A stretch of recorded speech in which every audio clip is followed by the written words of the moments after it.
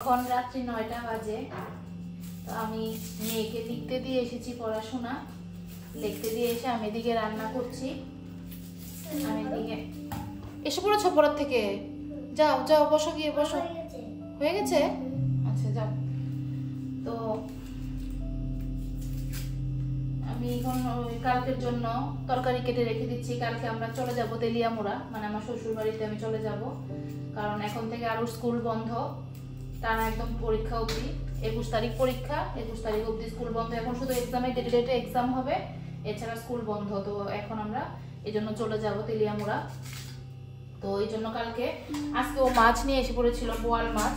এই যে বোয়াল মাছ নিয়ে এসে পড়েছিল। তো মাছটা তো রেখে যাওয়া যায় না এরকম 4-5 দিনের জন্য, তো ওই জন্য নিয়ে চলে যাব। তো ওই জন্য রেডি করে রাখবো, সব মশলা টশলা সব রেডি করে রাখবো, পেঁয়াজ টেয়াজ কেটে রাখবো।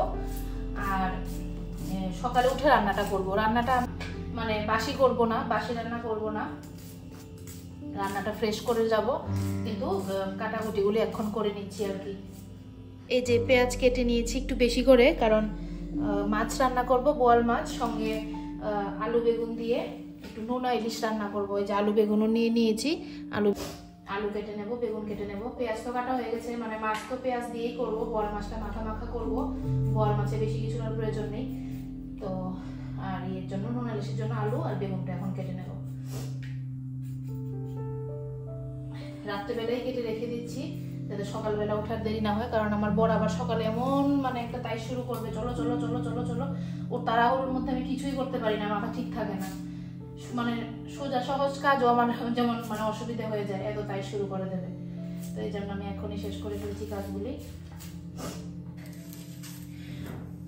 অনেকক্ষণ ধরে ভিডিও বানাচ্ছি কিন্তু আমাকে দেখা যাচ্ছে না। অনেকে বলবে আরে কিভাবে ভিডিও করছে, কে ভিডিও করছে, ওকেই দেখা যাচ্ছে না। তার জন্য আমি বলি না, ফ্রন্ট ক্যামেরাতে এসে ভিডিওটা করি। আলু কাটা মোটামুটি হয়ে গেছে, এখন রসুনটা ছড়িয়ে নেব আর বেগুনটা কেটে নেব।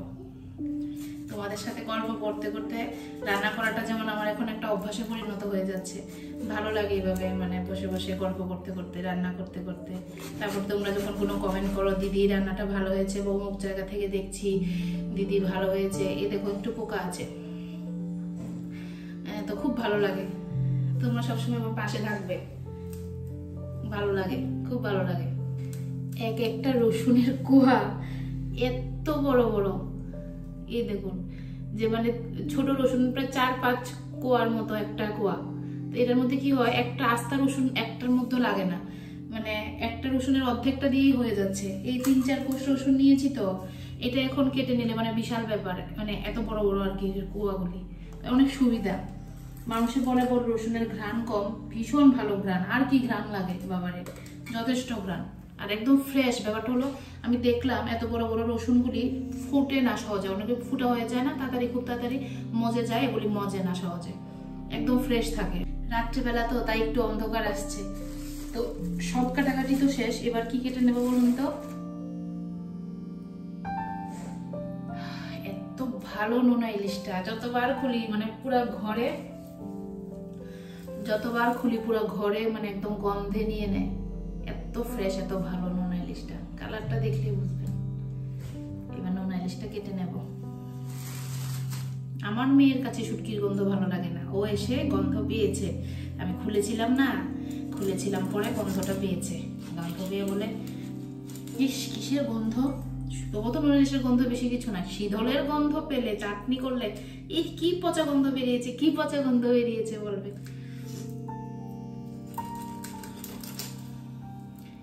নোনা ইলিশটা কেটে নেই এবার। এই যে আমার মোটামুটি কাটাকাটি শেষ, নোনা ইলিশ কাটা শেষ, রসুন, এখানে টমেটো, শুটকিতে দেবো এগুলি, বেগুন শুটকির জন্য, মাছের জন্য কিচ্ছু লাগবে না, শুধু পেঁয়াজ লাগবে, আর আলু কেটে নিয়েছি তাও শুটকির জন্য। মোটামুটি সব কাটাকুটি আমার শেষ। আমার তেলটা একদম গরম হয়ে গেছে, প্রথমে আলুগুলি ভেজে নেব। পর্যাপ্ত নুন হলুদ দিয়ে কিন্তু আলুটা ভেজে নিয়েছি, এখন বেগুনটা ভেজে নেব। বেগুনগুলি দিয়ে দিচ্ছি এবার,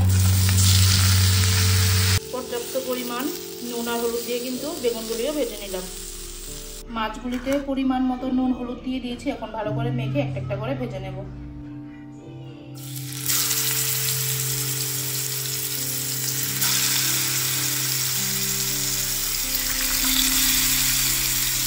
তিনটা করেই ভেজে নেব। মাছগুলিকে এবার উল্টে দেই। হয়েছে এই একটা।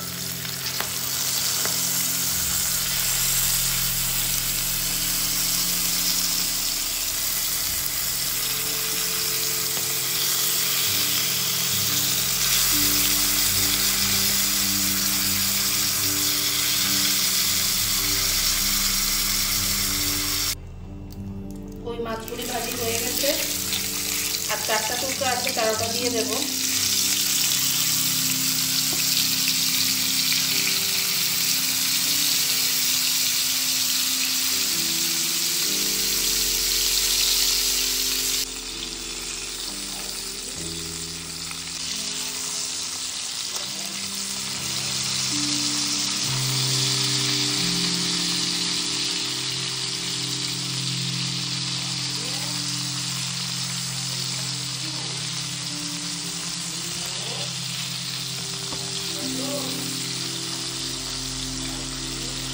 এক হাতে মোবাইল নিয়ে আর এক হাতে মানে না ধরে ভাজতে একটু অসুবিধা হয়।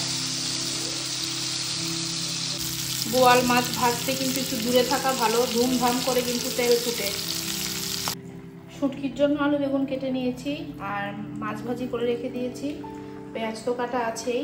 আর নোনা ইলিশগুলি কালকে সকালে ভাজবো, এখন ভাজলে সেন্টটা চলে যাবে। সকালবেলা তরকারিটা রান্না তো সকালবেলা করব, আর মশলাগুলি এখন করে রেখে দেবো।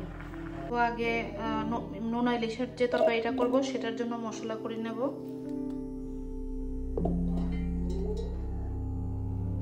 আজকে লঙ্কাটা একটু কম দেব, কারণ তেলিয়া মুড়া নিয়ে যাব তো ওরা একদম ঝাল খেতে পারে না, মানে আমার শাশুড়ি মা শ্বশুর মশাই একদম ঝাল খেতে পারে না, তার জন্য লঙ্কাটা একদম কম দিলাম আজকে।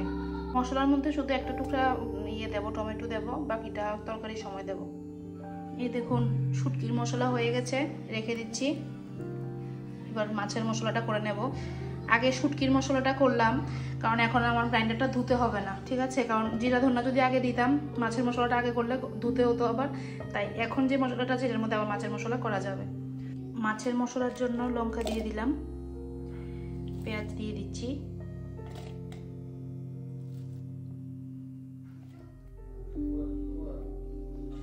অল্প করে জিরের গুঁড়ো, চামচ দিয়েছি জিরের গুঁড়ো, আর ফুল চামচ দিচ্ছি ধনে গুঁড়ো। আর একটু ধনে গুঁড়ো দিয়ে দিই, ফুল চামচ দিইনি, একটু কম দিয়েছিলাম, এই যে এখন দিয়ে দিলাম। এই যে মাছের মশলাটাও করে নিলাম, শুটকির মশলাও রেডি। এখন সকালে উঠে বাদ বাকি সব কিছু হবে।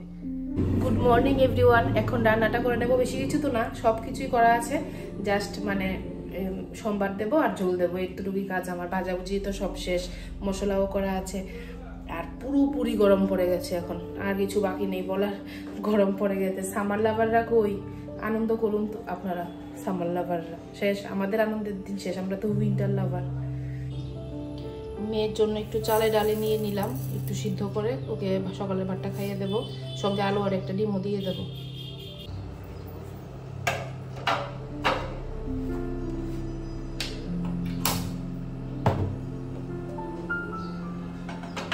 ওর জন্য অল্প করে চাল ডাল বসিয়ে দিলাম, এটার সাথে একটা আলু আর একটা ডিম দিয়ে দেবো।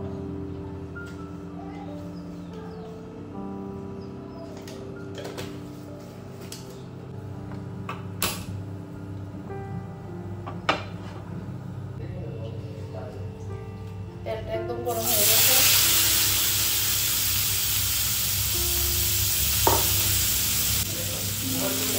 কিছু মারবো, রেখে মশলাটা দিয়ে দেবো।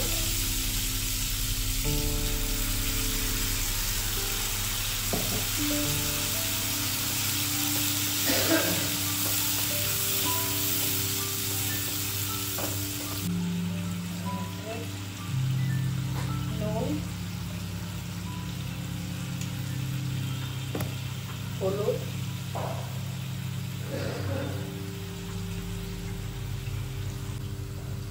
এটার মধ্যে একটা ডিম দিয়ে দিচ্ছি, দুটোর মধ্যে একটু একটু টমেটো দিয়ে দেবো, মাছেও দিয়ে দেবো, একটু দিয়ে দেবো। মশলাটা মোটামুটি কষে যাচ্ছে, আর একটু কষলে ঝোল দিয়ে দেবো। ছোট ছোট দুটো আলু দিয়ে দিলাম। এখন মশলাটা একদম কষে গেছে, এখন এর মধ্যে ঝোলটা আমি দিয়ে দেব।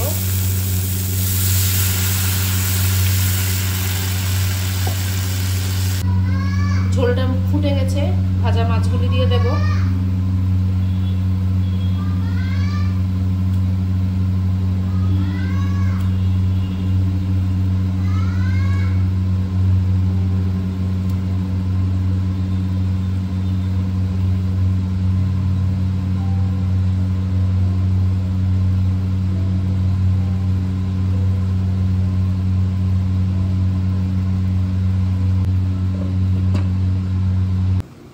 এবার ঢাকনাটা খুলে রাখবো কিছুক্ষণ, ঝোলটা একটু কষলেই নামিয়ে নেব।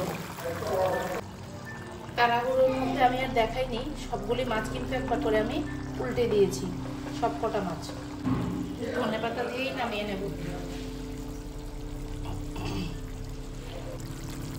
এই যে আমার মাছ কিন্তু রেডি। মাছগুলি ডাইরেক্ট এই বক্সে নিয়ে নেব। স্টিলের বক্স একটাও ঘরে নেই, কার বাড়িতে দিয়েছি ভগবান জানে। এখন একটাও নিজের কাছে নেই।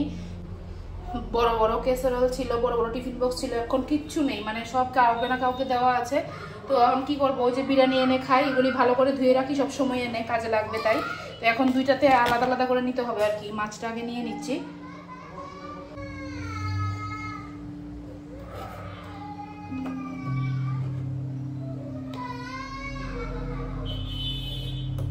আমার তো মনে হচ্ছে একটাতেই এঁটে যাবে, দুটাতে নিতে হবে না। একটাতেই এঁটে যাবে মাছগুলো, কিন্তু দুইটাতে নেব, কারণ ভেঙে যাবে নয়তোবা পরে ভাঙ্গা ভাঙ্গা মাছ খেতে হবে।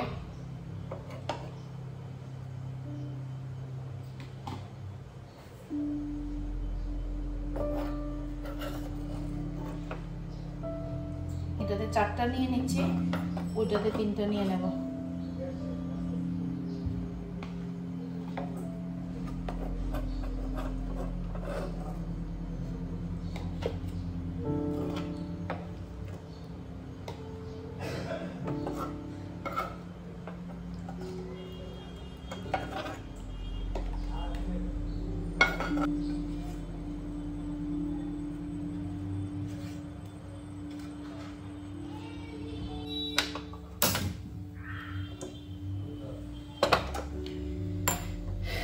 এখন শুটকিটা রান্না করে নেব। এই যে মেয়েরটাও হয়ে গেছে, এখন শুটকি রান্না করে নেব।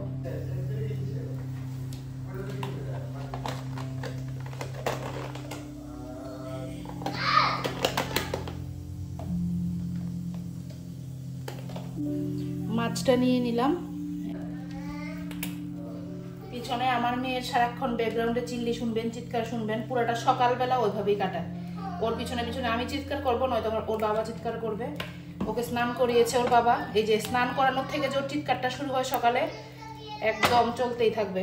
তেলটা গরম হয়ে গেছে, নুন ইলিশগুলিকে একদম ভালো করে আঁশ ছাড়িয়ে রেখেছি।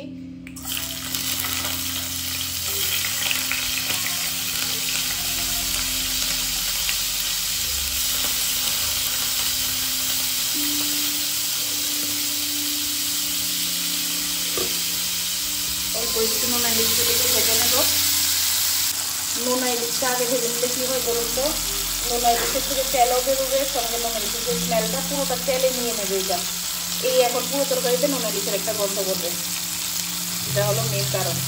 নাহলে অনেক সময় আপনারা দেখবেন নুন ইলিশের তরকারি খেয়ে বলেন, ইস নুন ইলিশটার তো কোনো সেন্টই পেলাম না। এটা হলো মেন রিজন। টমেটো, 2টো রসুন আর পেঁয়াজ দিয়ে দিলাম।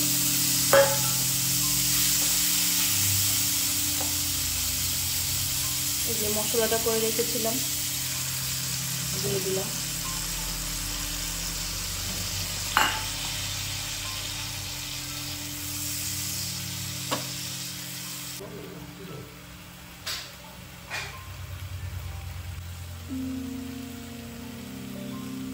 লবণ আর এই মশলাটা একদম কষে গেছে, ঝোলটা দিয়ে দিলাম। আলু বেগুনগুলি দিয়ে দেব।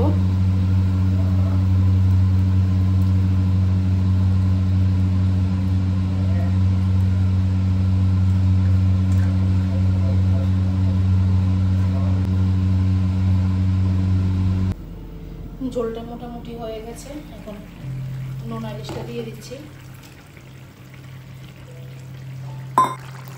হয়ে গেছে তরকারি, এখন টমেটোটা দিয়ে নামিয়ে নেব।